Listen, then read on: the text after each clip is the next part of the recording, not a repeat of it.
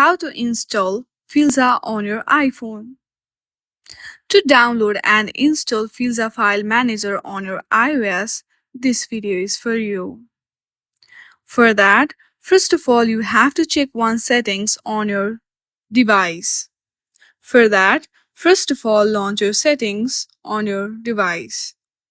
Then, simply scroll down there, you'll see screen time option, tap on it.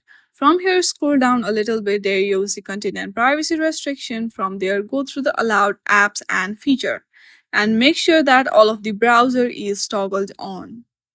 Once you check that, open any browser you have on your device. For now, I'm choosing Safari. Then once you open the Safari, on the searching bar, search for Filza File Manager iOS 17. Then open the first account, the official website of the Filza File Manager. There you will see Filza IPF file 15.2 MB option. Simply hit on that and it will be downloaded on your device.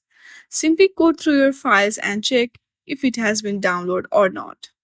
In this way, you can easily download this file manager. Thank you for watching.